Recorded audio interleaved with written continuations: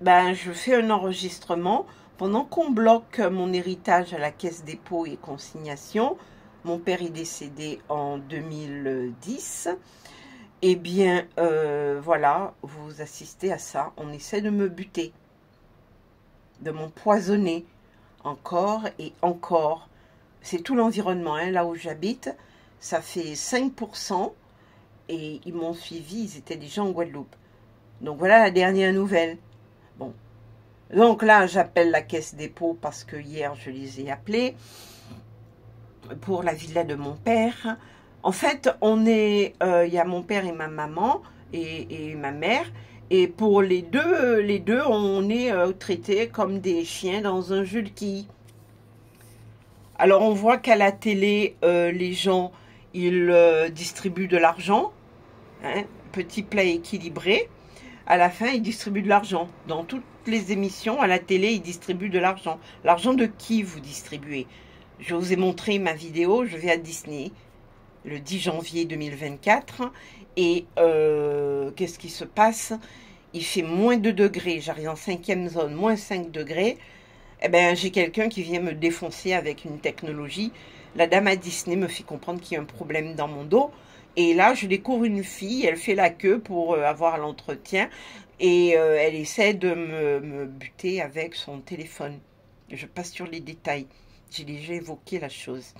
Donc aujourd'hui, j'ai la Caisse dépôt et consignation. Parce que je ne peux pas concevoir que des gens ont le pouvoir d'être autour de moi, de me limiter dans ma recherche d'emploi en cascade. Je suis revenue à Paris, j'étais déjà à 21 ans, je reviens à Paris.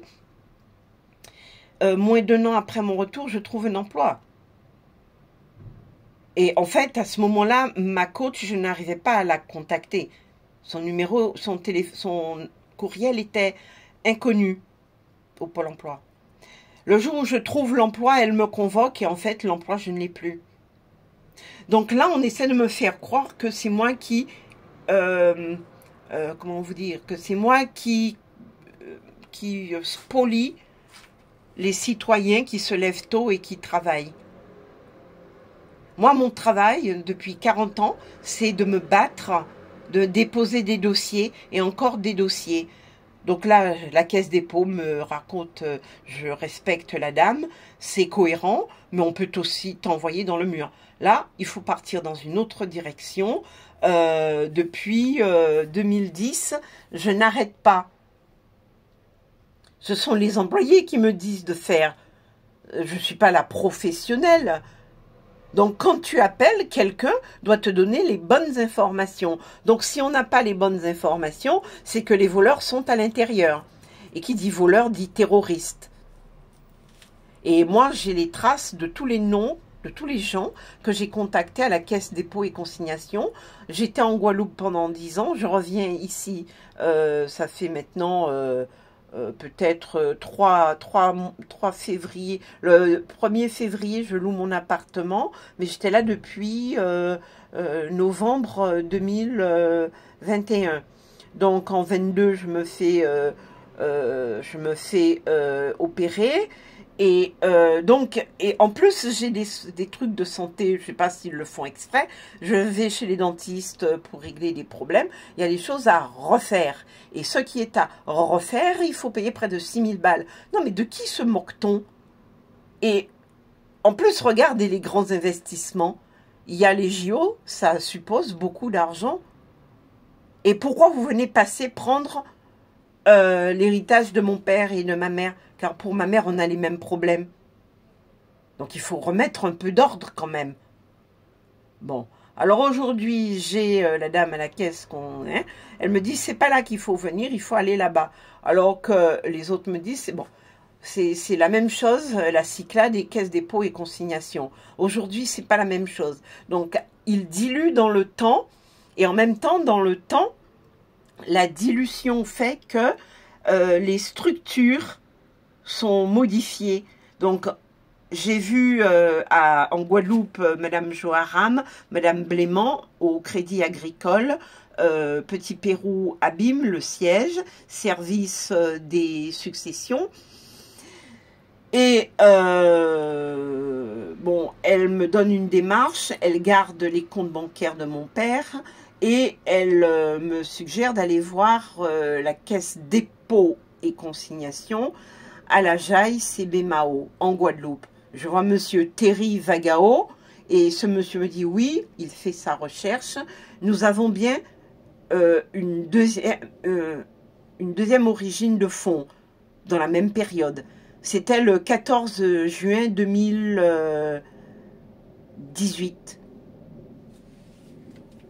14 juin 2018, quand j'ai vu Madame Joharam. Mais en fait, on terrorise tous ces gens-là et on les fait changer de discours. Il y a eu Monsieur Rinaldo, qui me fait passer pour une demeurée, et il y a Monsieur Casalan, des noms de béquets. Il devrait faire attention et rester digne, quoi. Les béquets en Guadeloupe, ce sont des blancs qui contrôlent l'économie. Et qui, il y en a, la plupart sont des gens corrects, je ne vais pas les mettre sur le bûcher, mais il y en a d'autres, ils font encore comme pendant l'esclavage leur beurre sur la tête des petits. Alors, soit tu marches dans leur camp, soit tu ne marches pas. Et en plus, ils se font aider par des réseaux internationaux, Ku Klux Klan et toute la filière de terroristes. Voilà. Donc, quand il y a des actions terroristes, ils prennent le contrôle de la liquidation de l'héritage et de mon père et de ma mère. Ceux qui cautionnent que l'on me crève tous les soirs, qu'on me bute, qu'on m'empoisonne. Ça va s'arrêter quand? Vous attendez que je sois dans le cercueil pour finaliser les choses? Oui, un cadavre ne va jamais se lever de son cercueil pour revendiquer son droit à hériter. Ça, c'est évident. Donc, j'habite 14 rue du Pont des Loges et ils sont derrière tous les murs. Et donc, je précise bien que je suis victime de harcèlement, de violences graves qui entament ma santé et d'insultes. Et on limite ma liberté à travailler. Car le mot d'ordre est donné, on ne me laisse jamais avoir un emploi. Et vous voudriez que ce soit moi qui sois Mère Teresa.